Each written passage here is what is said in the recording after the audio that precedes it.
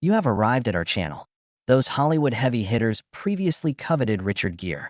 Stunning, menacing, seductive, and rebellious. With a simple smile, he made millions, enchanted audiences in Pretty Woman, and became an iconic sex symbol with his one appearance as an elite escort in American Gigolo. He personified all that was ostentatious and aloof, the spotlight and passion. Richard Gere was more than an actor for more than 20 years. He was a paragon of masculinity. He disappeared after that. There will be no more breakout roles, scandals, or goodbye speeches. In due time, word got out that he had departed both Hollywood and the United States altogether. Is he leaving with nothing or something more? That was the most stunning question, not why he went. For a long time, Richard Gere was the proud owner of a massive real estate business that extended all over the U.S. Ranging from large mansions in Connecticut and New York suburbs to posh Manhattan apartments, we have it all. Forests owned by individuals, wineries, equestrian facilities, inns, and artificial rock streams. He was formerly a modern-day American aristocrat. It was all gone when he sold it. There was no prior notice, absent a detailed justification. Richard Gere left the United States, the land of his birth, the land of his adoring Hollywood peers, and the land that was rightfully his. It remained a mystery to all. At the height of his celebrity, with over $120 million in his possession, a guy decided to start anew in an unexpected place. A boat wasn't in his budget. He skipped the startup phase. No, he stayed put in California. The entertainment world lost track of him. Where does he currently reside? Because of what? I don't understand what turned him off to the superstar game. What, in the end, is he clinging to? What secret information is he withholding from everyone? What gives it away as being so different from your stereotypical image of a Hollywood star? We must return to the origins of Richard Gere's story in order to comprehend why he left America, the limelight, and millions of dollars in property. Not in Hollywood, but in a sleepy little hamlet, where a shy lad once thought that words on a sheet could avert global catastrophe. Richard Gere came into this world in a quiet village close to Syracuse, New York, on August 31st, 1949. Nobody in his family had any artistic connections, and they were poor. His mom stayed at home while his dad sold insurance. Despite its humble appearance, the house was deeply rooted in humanism, discipline, and music. A haven for the introverted, reflective Richard Gere, who was perpetually just a little bit different from the pack. He wasn't always an actor. He was a high school gymnastics champion, trumpet player, and practice machine. After winning a scholarship to UMass Amherst in 1967, he studied philosophy and theater there. Quite a weird mix. Yet, it hinted at a unique course of action. He left school after 2 years, not because he was unhappy, but because he realized he could be happy and fulfilled without a credential. Richard Gere dropped out of college to focus on his small-scale theater work in New York and Seattle. Despite going through a slew of auditions and playing unrecognized supporting roles, he remained quietly convinced that his voice will be heard. Performing the role of a death row inmate in The Killer's Thoughts while blindfolded and using only his voice was his first major break in 1975. However, it was precisely this constraint that exposed his inner strength, which was more powerful than his physical appearance. Looking for Mr. Goodbar, Days of Heaven, and Yanks were the next parts he played steadily. But the true opportunity presented itself when John Travolta declined a daring and controversial part, and Richard Gere was offered it. Back in 1980, that incident occurred. American Gigolo was the name of the film. As soon as Gere made an unrepentant, nude appearance on screen, playing the role of a wealthy escort, his acting career took a nosedive.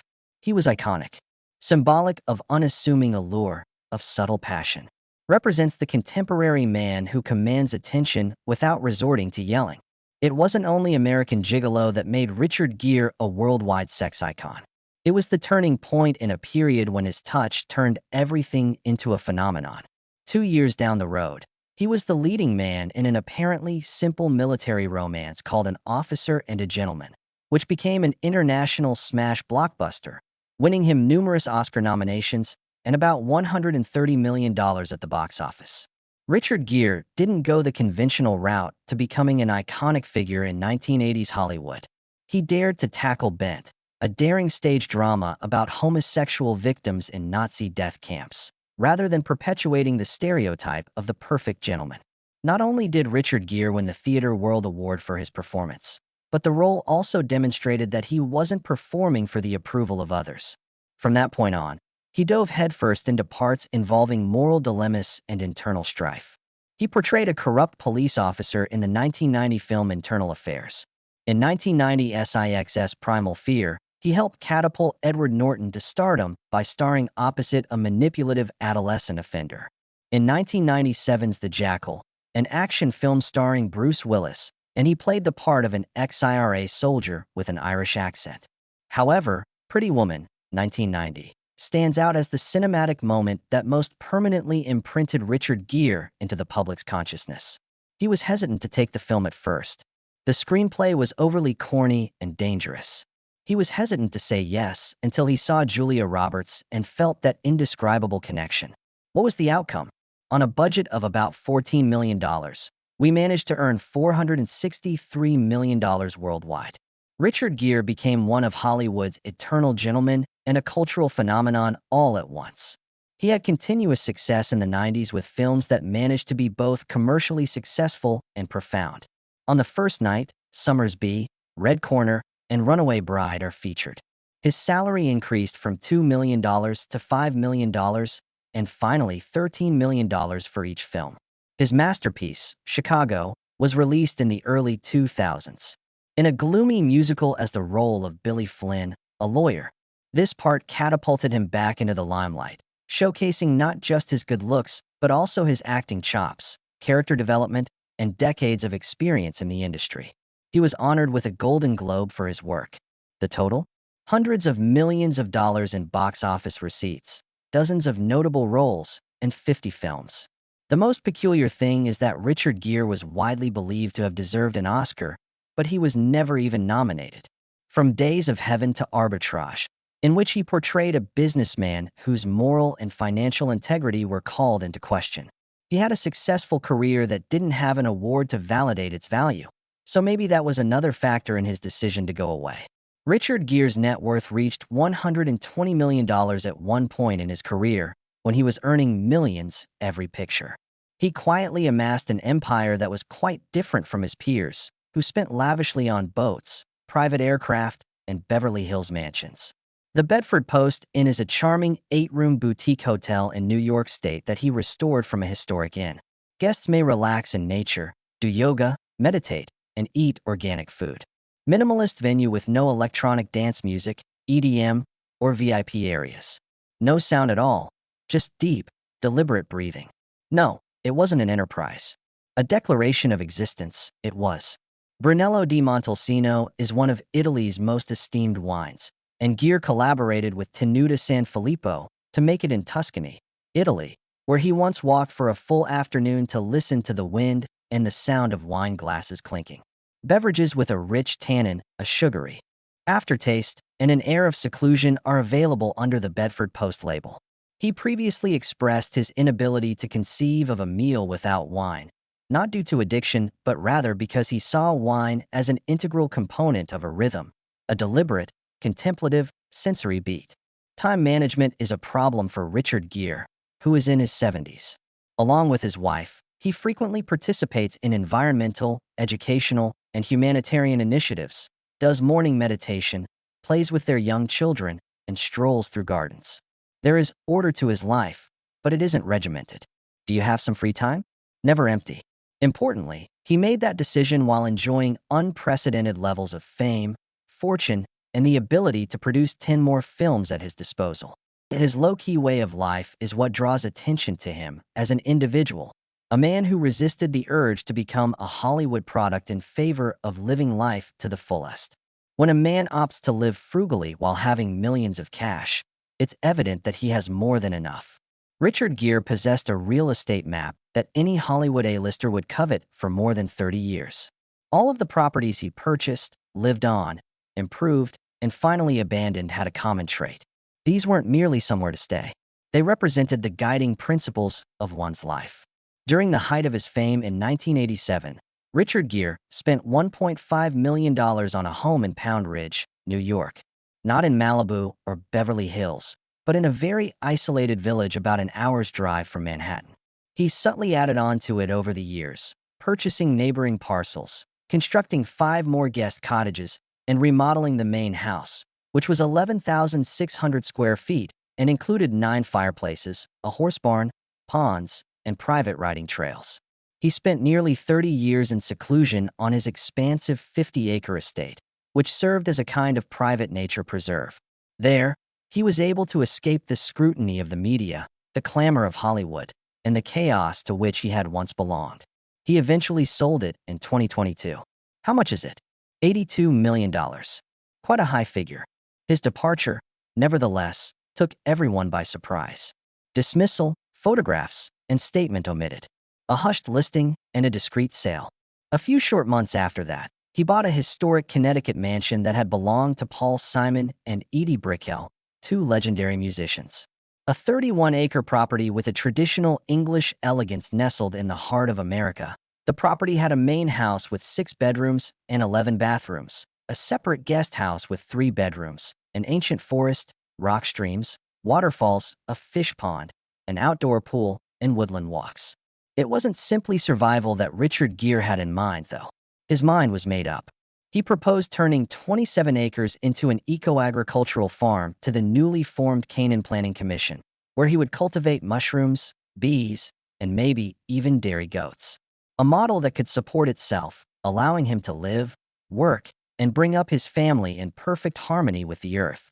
2 years later, in 2024, he sold it once more, selling for $10.75 million, which is almost equal to cost. The agricultural endeavor was shelved. All items were secretly transferred after they were swiftly listed. Just why was a mystery to everyone. There was no public outcry, no scandal, and no failure. There is just one honest fact. After that, he departed. American soil. Where is he going? Alcobendas, a peaceful neighborhood north of Madrid, Spain, not London or Provence.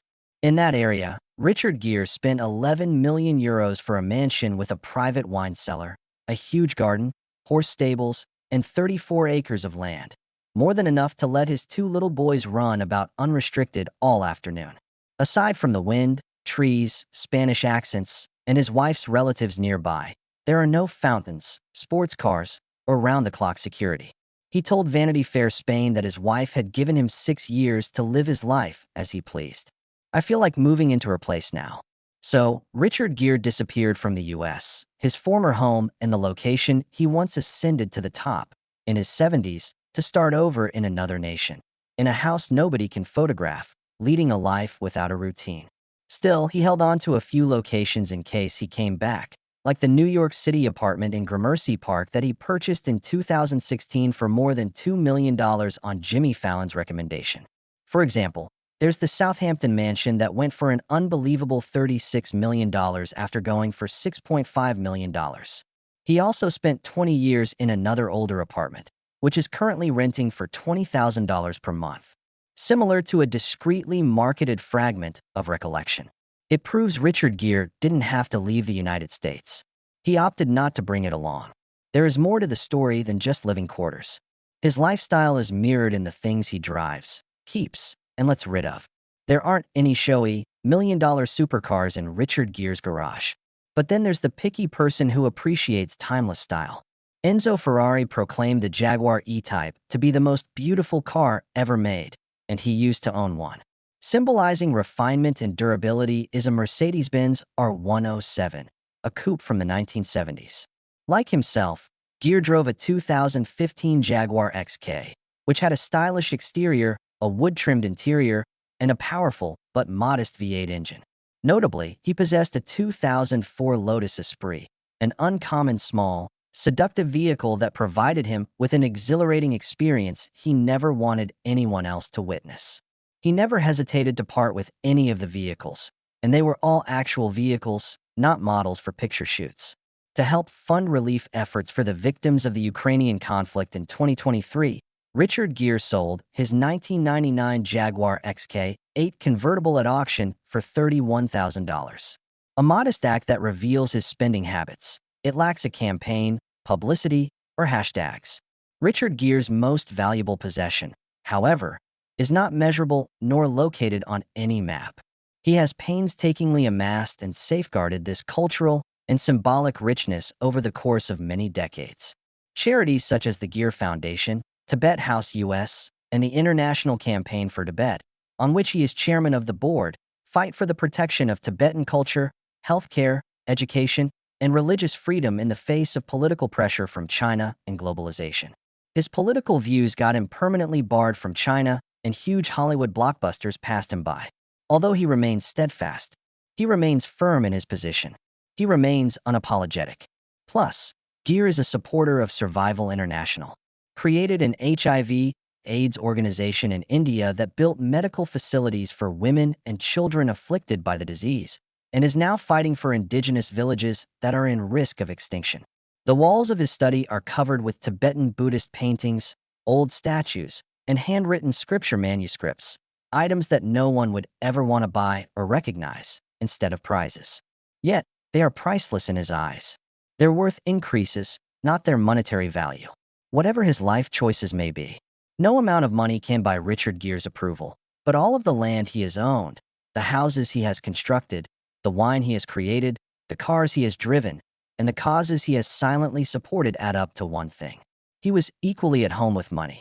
He just wanted to be wealthy in a way that Hollywood could never replicate. The biggest transformation in Richard Gere's life wasn't brought about by age, politics, or even selling his house. It was a swap of land and a change in his lifestyle. It originated with a mother and the young children who now refer to him as Dad. Those who remember Richard Gere as the icy, alluring lover on television may be surprised to see him arranging flowers in a Madrid garden with his 4-year-old son at an age when many Hollywood stars choose to isolate themselves behind the walls of their past greatness. His present wife, Alejandra Silva, is the daughter of Ignacio Silva, the former vice president of Real Madrid and a social worker from Spain. Despite coming from a wealthy family and spending her childhood in the spotlight of politics, football, and the media, Alejandra eventually settled into a life of charity. They tied the knot in 2018 in a low-key New York wedding, when two people from different backgrounds came together, not for the limelight, but to discover their true home. Alexander, Richard Gere's first kid with Alejandra, was born a year later in 2019, when he was 70 years old. They welcomed a second son the following year, in 2020. The identity of this son is unknown at this time. His father passed away in 2020, but his love for his son was unwavering. Richard Gere now prefers to stay in, abandoning his reputation for independence and introversion. Spending time with his two little boys, accompanying them on walks, sharing stories, and being there for each and every meal. No aides, no nannies on call, no division of labor between parents. His presence, more than his financial support, has been a part of their upbringing. Happy wife, happy life was a simple statement he made once. He left America for his wife. After 35 years of holding onto the land, he finally sold it for his wife. In order to please his wife, he altered his standards for success, learned Spanish, and moved to a different city. Following the liquidation of his American holdings in 2024, Richard Gere and his family relocated to Spain, settling into a restored mansion in Alcobendas, just north of Madrid. It is now more than simply a getaway. It is a home away from home where an ordinary man may begin anew. The 6 years my wife allowed me to enjoy my life were his last words to Vanity Fair Spain. It is now my turn to reside in hers. Richard Gere, though, doesn't merely exist to delight in the company of Alejandra. He's working with Hogar C, a Spanish NGO with a 5-year goal of eradicating homelessness. Additionally, they back Sierra Mar in Mexico, an initiative for sustainable coastal restoration where he does not deliver lectures, but rather invests in watches. And its impact is long-lasting. His family had 35 extended family members around for Christmas at their Alcobendas house at the end of 2024. After Alejandra's grandma died away, Richard urged his wife to continue being the family's beating heart by continuing to host Sunday lunches and seat 3 generations at the table. He no longer considers himself successful if he stars in a blockbuster, makes $1 million, or attends premieres. Rather, it's a house where he can hear the laughing of his children, where he has a wife who gets him, and where he can wake up to sunshine and tranquility without an alarm clock. His 3 children, born at various points in his life, are the most astounding thing. His kid with his ex-wife, Carrie Lowell, Homer, was born in the year 2000. A shy young man who Richard Gere reared with great care during and after their divorce. Homer stays close to his father through it all, paying frequent visits to the new family and lending his support to Gere's charitable endeavors. Richard Gere welcomed Alexander and his younger son into the world of parenting with the ease of an experienced man, free from the pressures of stardom and the demands of his profession. He is under no obligation to serve as a perfect example. His presence is all that is required. Sufficient duration and proximity. Doubtful as it may seem to you. The actor who once played an ostentatious escort now leads a modest lifestyle, meditates first thing in the morning, and takes care of his own garden in the rear. However, for Richard Gere, there has always been a certain amount of shedding involved. He started meditating Zen in his 20s, studied under the great Kyozen Joshu Sasaki, and journeyed to Nepal to meet with Tibetan monks. Following his initiation by the Dalai Lama, he was officially recognized as a Gelagpa Buddhist. He entered the world with a more composed and determined demeanor, rather than withdrawing to a monastery, as a result of his beliefs. "Nothing else can wait," he said at one point. This isn't a catchphrase. This mindset informs his daily decisions, from what he eats to the roles he declines. Gere has consciously avoided mainstream films, formulaic storylines, and the sexualization of middle-aged men for the last 20 years. Rather than starring in mindless blockbusters, he opted for more reflective parts in films like Norman, Time Out of Mind, The Benefactor, and Arbitrage. When he's in the real world, he opts for a more relaxed pace of life, follows an organic diet, does yoga regularly, grows his own veggies, makes his own wine, and never talks on his phone. Stillness, in his view, is the key to navigating these turbulent times. That's why his New York City passion project, the Bedford Post Inn, isn't an ostentatious showcase.